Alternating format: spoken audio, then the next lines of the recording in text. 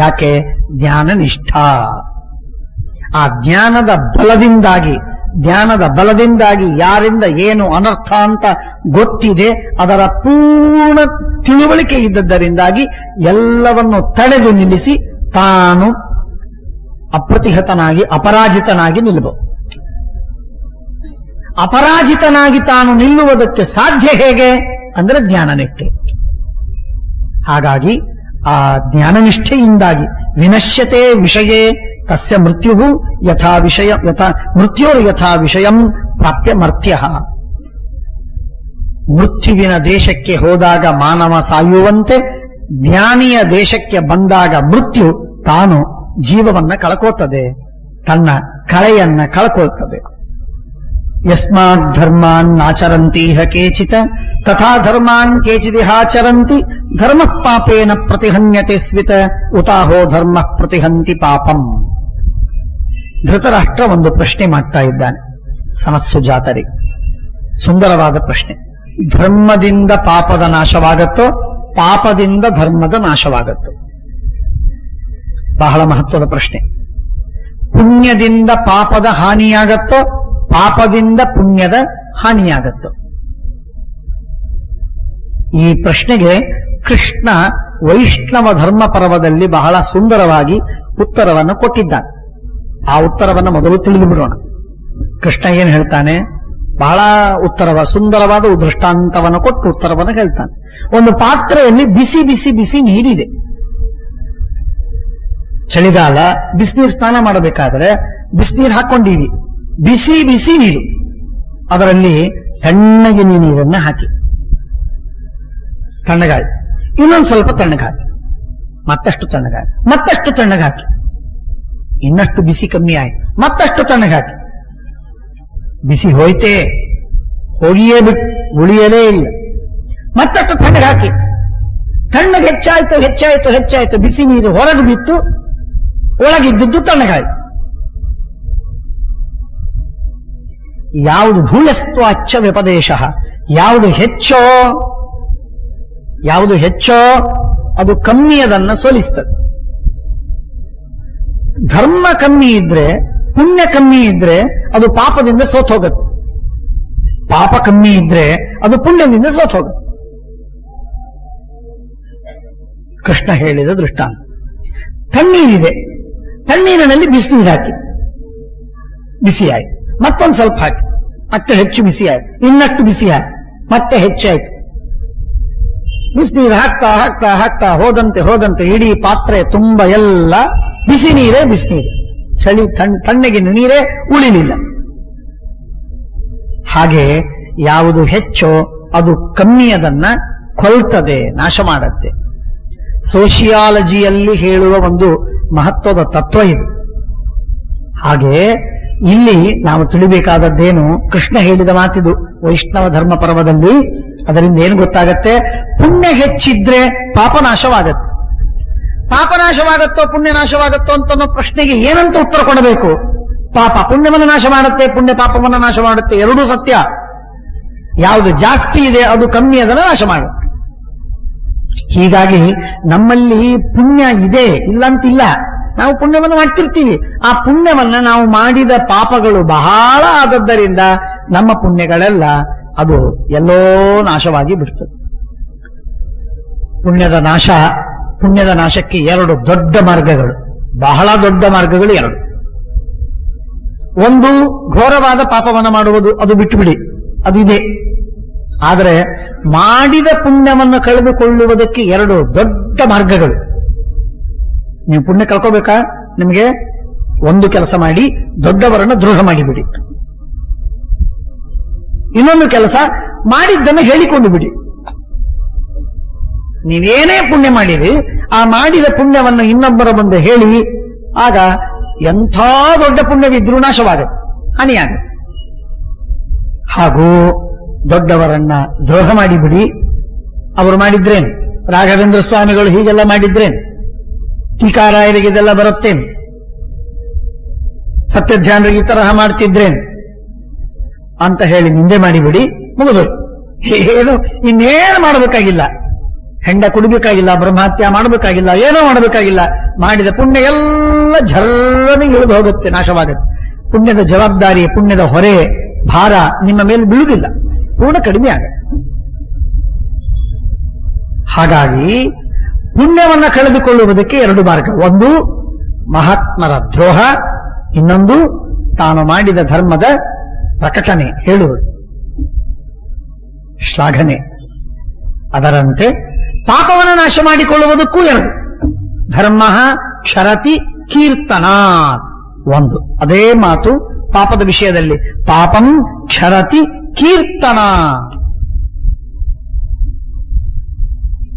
ಪಾಪಂ ಕ್ಷರತಿ ಕೀರ್ತನ. ಪಾಪ ಹೋಗುತ್ತೆ. ಹೇಗೆ?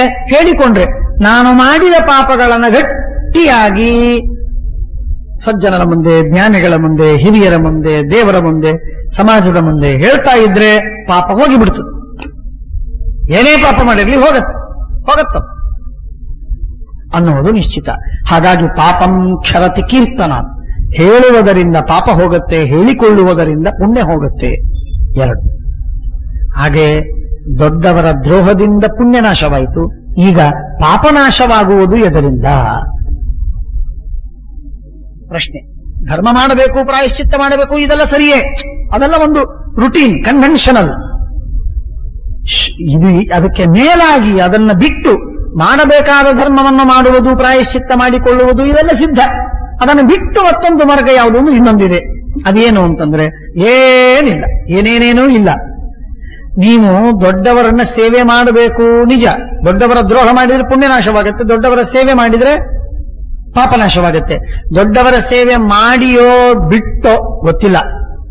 ದೊಡ್ಡವರ ಹತ್ರ ಹೋಗಿ ನಮಸ್ಕಾರ ಮಾಡಿ, ಸ್ವಾಮಿ ನಾನಿಂಥ ಪಾಪ ಮಾಡೀನಿ, ಬಹಳ ದೊಡ್ಡ ಅನರ್ಥವಾಗಿದೆ, ಬಹಳ ತಪ್ಪು ಮಾಡೀನಿ, ನನ್ನ ಪಾಪಗಳು ಹೋಗುವಂತೆ ನೀವು ಅನುಗ್ರಹವನ್ನು ಮಾಡಬೇಕು. ಅವರು ದೊಡ್ಡವರು ಮನಃಪೂರ್ವಕವಾಗಿ ನಿನ್ನ ಪಾಪ ಹೋಯಿತು ಅಂತ ಬಾಯಿಯಿಂದ ಹೇಳಿದರೆ ಸಾಕು, ಆ ಪಾಪ ಹೋಗತ್ತೆ. ವಿಷ್ಣು ವೈಷ್ಣವ ವಾಕ್ಯಾಚ್ಚ ಹಾನಿ ಪಾಪಸ್ಯ ಕರ್ಮಣಃ. ಹಾನಿ ಪಾಪಸ್ಯ ಕರ್ಮಣಃ. ಎಂಥ ಘೋರವಾದ ಪಾಪವೇ ಇರಲಿ, ಜ್ಞಾನಿಗಳು ಮಹಾತ್ಮರು ಅನುಗ್ರಹಪೂರ್ವಕವಾಗಿ ಹೌದಪ್ಪ ನೀನು ಮಾಡಿದ ಪಾಪವೆಲ್ಲ ಹೋಯಿತು ಅಂತ ಅನ್ಬೇಕವರು. ಅವರು ನಾವು ಮಾಡಿದ ಧರ್ಮದಿಂದಂತಾರೋ, ನಾವು ಮಾಡಿದ ಸೇವೆಯಿಂದಂತಾರೋ, ನಾವು ಗಣಿಸಿದ ಸದ್ಗುಣದಿಂದಂತಾರೋ, ಯಾವ ಕಾರಣಕ್ಕಂತಾರೋ ಅಲ್ಲಿ ಚಿಂತೆ ಇಲ್ಲ. ಅವರು ಅಷ್ಟೊಂದು ಮಾತ್ರಕ್ಕೆ ನಮ್ಮ ಪಾಪವೆಲ್ಲ ಹೋಗುತ್ತೆ ಪಾಪ. ವಿಷ್ಣು ವೈಷ್ಣವ ವಾಕ್ಯಾಚ್ಚ ಹಾನಿ ಪಾಪಸ್ಯ ಕರ್ಮಣಃ. ಶ್ರೀಮದಾಚಾರ್ಯರು ತಾತ್ಪರ್ಯ ನಿರ್ಣಯದಲ್ಲಿ ಹೇಳಿದ ಅತ್ಯಂತ ಮಹತ್ವದ ಸಂಗತಿ, ಅತೀ ಮಹತ್ವದ ವಾಕ್ಯ. ಈ ವಾಕ್ಯವನ್ನ, ಈ ಮಾತನ್ನ ಟೀಕಾಕೃತ್ಪಾದರು ಶ್ರೀಮನ್ಯಾಯ ಸುಧಾದಲ್ಲಿ ಈ ಎರಡೂ ಮಾತುಗಳನ್ನು ಮಹದವಜ್ಞಾದಿನಾನಷ್ಟೇ ಪುಣ್ಯೆ ಅಂತ ಹೇಳ್ತಾರೆ.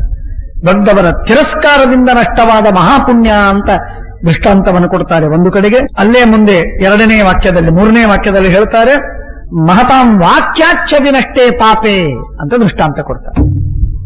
ಮಹಾತ್ಮರ ವಾಕ್ಯದಿಂದ ನಮ್ಮ ಪಾಪನಾಶವಾಗುತ್ತೆ, ಮಹಂತರ ಅವಮಾನದಿಂದ ನಮ್ಮ ಪುಣ್ಯನಾಶವಾಗುತ್ತೆ.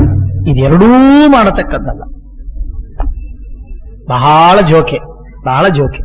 ಅದಕ್ಕೆ ಹೇಳ್ತಾನೆ, ಧರ್ಮೇಣ ಪಾಪಂ ಪ್ರಣದತೀಹ ವಿದ್ವಾನ್ ಧರ್ಮೋ ಬಲೀಯಾನ್ ಇತಿ ತತ್ರ ವಿಧಿ. ಯಾವುದು ಜಾಸ್ತಿ ಅದು ನಮ್ಮ ತದ್ವಿರುದ್ಧವಾದದ್ದನ್ನು ನಾಶ ಮಾಡ್ತದೆ. ಪುಣ್ಯ ಹೆಚ್ಚು ಆದಂತೆ ನಮ್ಮ ಪಾಪಗಳು ಕಡಿಮೆ ಆಗ್ತಾ ಹೋಗುತ್ತೆ. ಹಿಂದೆ ಗಳಿಸಿದ, ಹಿಂದೆ ಮಾಡಿದ, ಹಿಂದೆ ನಾವು ಶೇಖರಿಸಿದ ಪಾಪಗಳೂ ಕೂಡ ಕ್ರಮವಾಗಿ ನಾಶವಾಗ್ತಾ ಹೋಗುತ್ತೆ. ಅವರಲ್ಲಿ ವಿವಾದ ಬೇಡ. ಪುಣ್ಯ ಜಾಸ್ತಿ ಆಗುತ್ತೆ. ಪಾಪ ಜಾಸ್ತಿ ಆದಂತೆ ಮಾಡಿದ ಎಷ್ಟೇ ಪುಣ್ಯವಿರಬಹುದು ಆ ಪುಣ್ಯವೂ ಕೂಡ ನಾಶವಾಗ್ತಾ ಹೋಗುತ್ತೆ. ಸ್ವಲ್ಪ ಪುಣ್ಯ ಉಳಿದಿದ್ರೆ ಅದನ್ನು ಭೋಗ ಮಾಡಬೇಕಾಗತ್ತೆ, ಪ್ರಾರಬ್ಧವಿದ್ದರೆ ಭೋಗ ಮಾಡಬೇಕಾಗ್ತದೆ, ಮಾತು ಬೇರೆ. ಅಂತೂ ಪುಣ್ಯ ಪಾಪಗಳಲ್ಲಿ ಪರಸ್ಪರವಾಗಿ ಕ್ಲಾಶ್ ಅಂತನ್ನುವುದು ಇದೇ ಇದೆ, ಅದು ಸಿದ್ಧ. ಅದಕ್ಕೆ ಮುಂದೆ ಹೇಳ್ತಾರೆ, ಯೇಷಾಂ ವ್ರತೇಥ ವಿಸ್ಪರ್ಧಾ ಬಲೇ ಬಲವತಾಮಿವ ತೇ ಬ್ರಾಹ್ಮಣ ಇತಃ ಪ್ರೇತ್ಯ ಸ್ವರ್ಗೇ ಯಾಂತಿ ಪ್ರಕಾಶತಾಂ. ಕೆಲವರಿಗೆ ವಾದಿರಾಜರು ಇದಕ್ಕೆ ಬಹಳ ಸುಂದರವಾದ ಅರ್ಥವನ್ನು ಬರೀತಾರೆ. ಹೇಳ್ತಾರೆ, ಕೆಲವರಿಗೆ ಈ ಧರ್ಮ ಮಾಡಬೇಕು, ವ್ರತ ಮಾಡಬೇಕು ಅಂತನ್ನುವುದಕ್ಕೆ ಬಹಳ ಸ್ಪರ್ಧೆ ಇರ್ತದೆ. ನೀವು ಏನ್ ಮಾಡ್ತೀರಿ? ವಿಷ್ಣು ಪಂಚಕ, ನಾನು ಭೀಷ್ಮ ಪಂಚಕ ಮಾಡ್ತೇನೆ. ನೀವೇನ್ ಮಾಡಿದ್ರಿ? ಕೃಚ್ಛ್ರ, ನಾನು ಚಾಂದ್ರಾಯಣ ಮಾಡ್ತೇನೆ. ನೀವೇನ್ ಮಾಡಿದ್ರಿ? ಇಂಥ ವ್ರತ, ನಾವು ಇನ್ನೊಂದು ವ್ರತ ಮಾಡ್ತೇವೆ. ಹೀಗೆ ವ್ರತ ಮಾಡುವಲ್ಲಿ, ಕರ್ಮ ಮಾಡುವಲ್ಲಿ ಒಬ್ಬ ಒಂದು ಯಜ್ಞ ಮಾಡಿದ, ಇನ್ನೊಬ್ಬ ಇನ್ನೊಂದು ಯಜ್ಞವನ್ನು ಮಾಡಿದ, ಒಂದು ದಿವಸ ಮಾಡಿದ, ಇನ್ನೊಬ್ಬ 2 ದಿವಸದ ಯಜ್ಞ ಮಾಡಿದ. ಇದರಲ್ಲಿ ಸ್ಪರ್ಧೆ ಇದೆ.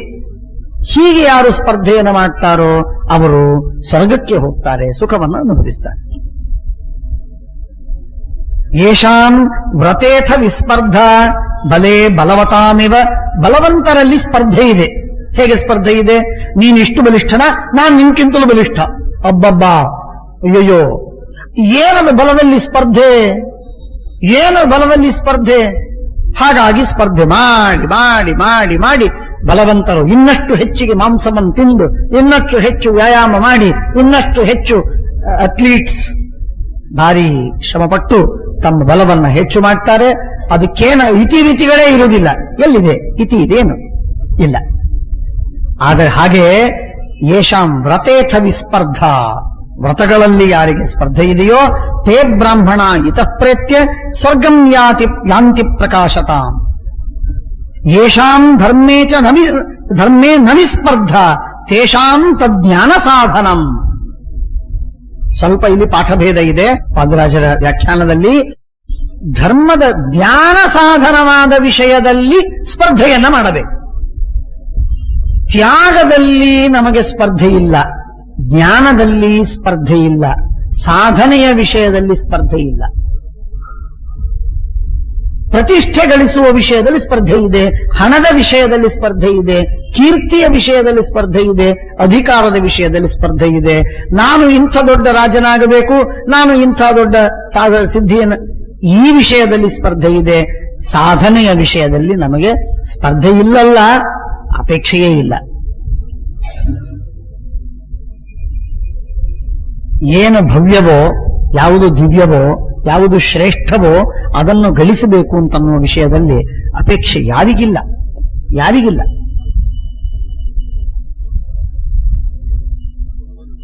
ಅನೇಕ ಬಾರಿ ಈ ಮಾತನ್ನ ನಾವು ಹಿರಿಯರೆಲ್ಲ, ಜ್ಞಾನಿಗಳೆಲ್ಲ ಆಲೋಚನೆ ಮಾಡ್ತಿರ್ತಾರೆ, ಮಾತಾಡಿದ್ದನ್ನು ಕೇಳಿದ್ದೇವೆ. ಕೇಳಿದ ಮಾತು, ಜ್ಞಾನದ ವಿಷಯದಲ್ಲಿ ಅಭಿರುಚಿ, ಸಾಧನೆ ಮಾಡಿ ಜ್ಞಾನವನ್ನು ಗಳಿಸಬೇಕು ಅಂತನೋ ಅಭಿರುಚಿ ಎಷ್ಟು ಜನರಿಗಿದೆ? ಎಷ್ಟು ಜನರಿಗಿದೆ? ಬಹಳ ಬಹಳ ಬಹಳ ಬಹಳ ಬೆರಳ. ಜ್ಞಾನ ಮಾರ್ಗದಲ್ಲಿ ಇರುವ, ವಿಶೇಷವಾಗಿ ನಾನು ನಿಮ್ಮೆಲ್ಲರಿಗೆ ಹೇಳ್ತಾ ಇದ್ದೀನಿ, ಜ್ಞಾನ ಮಾರ್ಗದಲ್ಲಿ ಇರುವವರಿಗೆ ಇಡೀ ಜೀವನವನ್ನು ಜ್ಞಾನ ಮಾರ್ಗಕ್ಕಾಗಿ ಇಟ್ಟದ್ದು, ಜ್ಞಾನಕ್ಕಾಗಿ ಇಟ್ಟದ್ದು. ಜ್ಞಾನಕ್ಕಾಗಿ ಇಡೀ ಜೀವನವನ್ನು ಇಟ್ಟು ಜ್ಞಾನದಲ್ಲಿ ನಮಗೆ ಪ್ರವೃತ್ತಿ ಹೆಚ್ಚಾಗಿ ಬರದೇ ಇದ್ರೆ ಪ್ರಯೋಜನ ಏನು? ಏನ್ ಪ್ರಯೋಜನ? ಬೋದ್ಧಾರೋ ಮತ್ಸರಗ್ರಸ್ತಾ ಪ್ರಭವ ಸ್ಮಯದೂಷಿತಾ ಅಬೋಧೋಪಹತಾಶ್ಚಾನ್ಯೇ ಜೀರ್ಣಮಂಗೆ ಸುಭಾಷಿತ. ಯಾರು ತಿಳಿದು ಪಂಡಿತರಾಗಿ ಮಹಾಜ್ಞಾನಿಗಳಾಗಿ ಸಾಧನೆಯನ್ನು ಮಾಡಬೇಕೋ ಅವರಿಗೆ ಮಾತ್ಸರ್ಯ, ದ್ವೇಷ, ಅಸೂಯೆ, ತಿರಸ್ಕಾರ. ಪ್ರಭವ ಸ್ಮಯ ದೂಷಿತಾ. ಯಾರಿಗೆ ಸಾಮರ್ಥ್ಯವಿದೆ, ಯಾರು ಬೇಕಾದಷ್ಟು ಐಶ್ವರ್ಯ, ಸಂಪತ್ತು, ಸಿರಿ ಇದ್ದವರು, ಅವರಿಗೆ ಸೊಕ್ಕು, ಅಹಂಕಾರ, ಅವರಿಗೆ ಯಾಕೆ ಜ್ಞಾನ ಬೇಕು? ಬೇಕಾಗಿಲ್ಲ. ದಡ್ಡರಂತೂ ದಡ್ಡರೇ, ಹೇಳಿ ಕೇಳಿ ಮಾಡಿಸಿದ ದಡ್ಡರವರು, ಎಡ್ಡರು, ಅವರಿಗೆಲ್ಲಿ ಬುದ್ಧಿ ಇದೆ? ಅಬೋಧೋಪಹತಶ್ಚ ಅನ್ಯೇ. ಹಾಗಾದರೆ ಶಾಸ್ತ್ರ ಜೀರ್ಣಮಂಗೆ ಸುಭಾಷಿತ. ತನ್ನಲ್ಲಿ ತಾನು ಸತ್ತೋಯಿತು. ಶಾಸ್ತ್ರ ತನ್ನಲ್ಲಿ ತಾನು ಸತ್ತೋಯಿತು. ಜ್ಞಾನ, ನಾನು ಯಾವಾಗಲೂ ಹೇಳ್ತೇನೆ, ಬಹಳ ಬಾರಿ ಹೇಳಿದ್ದೀನಿ, ಬಹಳ ಬಾರಿ ಹೇಳ್ತೀನಿ. ಇದಕ್ಕೆ ವಾದರಾಜರು ಬಹಳ ಸುಂದರವಾಗಿ ಅರ್ಥವನ್ನು ಬರೀತಾರೆ. ಹೇಳ್ತಾರೆ ನೋಡಿ, ಯೇಷಾಂ ಧರ್ಮೇನ ಅವಿಸ್ಪರ್ಧ ತೇಷಾಂ ತಜ್ಞಾನ ಸಾಧನಂ. ಧರ್ಮ ಇದೊಂದು ಅಂಗವಾಗಬೇಕು. ದೇವರ ಅರ್ಚನೆ, ದೇವರ ಪೂಜೆ ಯಾಕೆ? ಜ್ಞಾನಕ್ಕಾಗಿ. ವ್ರತ ಯಾಕೆ? ಜ್ಞಾನಕ್ಕಾಗಿ. ತೀರ್ಥಕ್ಷೇತ್ರಗಳು ಯಾಕೆ? ಜ್ಞಾನಕ್ಕಾಗಿ. ಯಜ್ಞಯಾಗಗಳು, ಪ್ರತಿ ವರ್ಷವೂ ನಾವು ಯಜ್ಞವನ್ನು ಮಾಡಬೇಕು. ನಾನು ಅನೇಕ ಬಾರಿ ಹೇಳಿದ್ದೀನಿ, ಯಾಕೆ? ಜ್ಞಾನಕ್ಕಾಗಿ. ಕರ್ಮಣ ಜ್ಞಾನ ಮಾತನೋತಿ, ಅದಕ್ಕಾಗಿ ನಾವು ಮಾಡುವುದು. ಯಾವ ಕರ್ಮವನ್ನು ಜ್ಞಾನಕ್ಕಾಗಿ ಮಾಡುವುದು. ಭಗವಂತನ ಜ್ಞಾನ ಅತ್ಯಂತ ಅಪರೂಪ. ನಾನು ಒಬ್ಬ ವಿದ್ಯಾರ್ಥಿ ನನಗೆ ಪ್ರಶ್ನೆ ಕೇಳಿದ, ಎಕ್ಸ್ ಸ್ಟೂಡೆಂಟ್ ಒಬ್ಬ ಪ್ರಶ್ನೆ ಕೇಳಿದ್ದಕ್ಕೆ ಹೊಳಿದ ಮಾತನ್ನು ಸಹಜವಾಗಿ ನೆನಪಾಯಿತು, ಹೇಳ್ತೇನೆ. ಅವನು ಕೇಳಿದ, ನಾವು ಯಜ್ಞವನ್ನು ಮಾಡಬೇಕು, ತಪಸ್ಸು ಉಪವಾಸಗಳನ್ನು ಮಾಡಬೇಕು, ದಾನವನ್ನು ಕೊಡಬೇಕು, ತೀರ್ಥಕ್ಷೇತ್ರಗಳಿಗೆ ಹೆಚ್ಚು ಹೋಗಬೇಕು, ಪೂಜಾದಿಗಳನ್ನು ಹೆಚ್ಚು ಮಾಡಬೇಕು. ಒಂದು ಕಡೆಗೆ ವೃಂದಾವನ ಪೂಜೆ ಮಾಡ್ತಾರೆ, ಹಾಗಾಗಿ ಗುರುಗಳ ಸೇವೆಯನ್ನು ಹೆಚ್ಚು ಮಾಡಬೇಕು, ಶಾಸ್ತ್ರ ಓದುವುದನ್ನು ಹೆಚ್ಚು ಮಾಡಬೇಕು.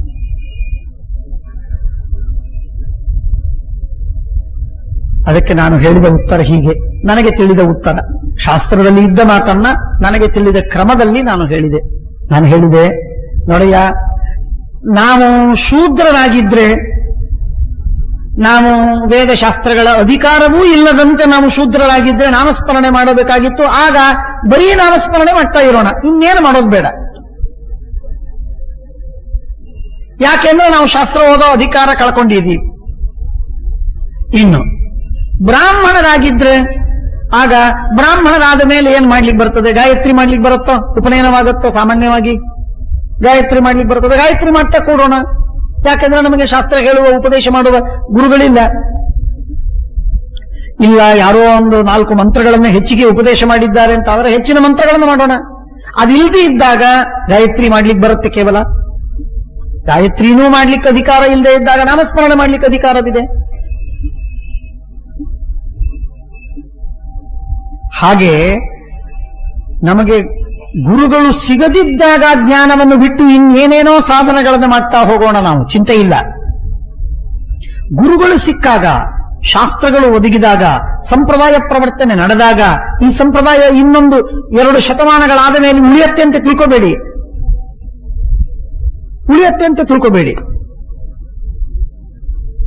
ಈ ಸಂಪ್ರದಾಯ, ಈ ಪರಂಪರೆ, ಈ ಶುದ್ಧವಾದ ಜ್ಞಾನ ಹೀಗೆ ಇರುತ್ತೆ ಅಂತ ಏನ್ ನಿಶ್ಚಯವಿಲ್ಲ. ಇರಬಹುದು 100, 200 ವರ್ಷಗಳ, 300 ವರ್ಷಗಳ ಕಾಲ. ಮುಂದೆ 1000 ವರ್ಷವಾದ ಮೇಲಂತೂ ಇಲ್ಲವೇ ಇಲ್ಲ. ನಾವು ಇನ್ನು 200, 300 ವರ್ಷದಲ್ಲಿ ನಾವು ಮತ್ತೆ ಬ್ರಾಹ್ಮಣರಾಗಿ ಈ ಭಾರತ ಭೂಮಿಯಲ್ಲಿ ಹುಟ್ಟಿ ಬ್ರಾಹ್ಮಣರಾಗಿ ಬಂದು ಮತ್ತೆ ಶಾಸ್ತ್ರವನ್ನು ಓದುವ, ಗುರುಗಳ ಸಮಾಗಮವಾಗುವ ಮಾಧ್ವ ಪರಂಪರೆಯಲ್ಲಿ ಬರುವ ಪ್ರಸಕ್ತಿ ಪ್ರಾಯ ನಮ್ಮ ಪುಣ್ಯಕ್ಕಿಲ್ಲ. ಹಾಗಾದರೆ ಈಗ ಮಾಡಬೇಕಾದದ್ದೇನು ಅಂದ್ರೆ ಅನನ್ಯ ಲಭ್ಯ ಶಬ್ದಾರ್ಥ, ಅನನ್ಯ ಸಾಧ್ಯವಾದ ಕೆಲಸವನ್ನು ಮಾಡತಕ್ಕದ್ದು. ಇವತ್ತು ಜಿಲೇಬಿ ಮಾಡಿದ್ದಾರೆ. ಏನಪ್ಪ? ಸಮೃದ್ಧವಾಗಿ ಜಿಲೇಬಿ ಭಕ್ಷ್ಯ, ಅದರ ಪ್ರಸ್ಥ ಮಾಡಿದ್ದಾರೆ, ಊಟಕ್ಕೆ ಹಾಕ್ತಾ ಇದ್ದಾರೆ. ಅವತ್ತು ಚಟ್ನಿ ಪುಡಿ ಅನ್ನ ತಿಂತ ಕೂತ್ರೆ, ಹುಳಿ ಸಾರು ಕಲಿಸಿ ಅದನ್ನೇ ಚಪ್ಪರಿಸ್ತಾ ಕೂತ್ರೆ ಹುಚ್ಚ ಅಂತರಬೇಕು ಅವನಿಗೆ. ತಿನ್ನಬೇಕು. ಆ ಜಿಲೇಬಿ ತಿನ್ನೋದಕ್ಕೆ ಬಾಯಿ ರುಚಿ ಬರಬೇಕು ಅಂತ ಅನ್ನೋದಕ್ಕೆ ಖಾರ. ಯಾಕೆ? ಜಿಲೇಬಿ ಪ್ರಧಾನ ಅವತ್ತು. ಹಾಗೆ ಈ ಜನ್ಮಕ್ಕೆ ಪ್ರಧಾನವಾದದ್ದೇನು? ಗುರುಗಳ ಸಮಾಗಮವಾಗಿದೆ, ಶಾಸ್ತ್ರ ಪರಂಪರೆಯೂ ಇದೆ, ಸಂಪ್ರದಾಯ ನಮಗೆ ದೊರಕಿದೆ. ನಮ್ಮ ಜನ್ಮ ಪವಿತ್ರವಾದ ತಂದೆ ತಾಯಿಗಳು ಸಿಗತ್ತಾ ನಿಮಗೆ? ಪವಿತ್ರವಾದ ತಂದೆ ತಾಯಿಗಳು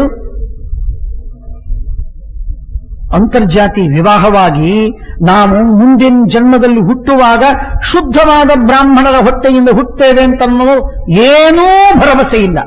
100ಕ್ಕೆ 99% ಸಾಧ್ಯವಿಲ್ಲ. ಎಲ್ಲ ಕಡೆಗೆ ಕಲಸು ಮೇಲೋಗರ, ಎಲ್ಲ ಕಡೆಗೆ ಮಿಕ್ಸ್ಚರ್. ಶುದ್ಧವಾದ ಪರಂಪರೆ, ತಂದೆ ತಾಯಿ ವಂಶ ಹಿಂದೆ 100 ತಲೆಮಾರಿನವರೆಗೆ ಶುದ್ಧರಾಗಿದ್ದಾರೆ ಅಂತ ಹೇಳುವ ಭರವಸೆಯಿಂದ ಹೇಳುವುದು ಸಾಧ್ಯವಾಗುವುದಿಲ್ಲ.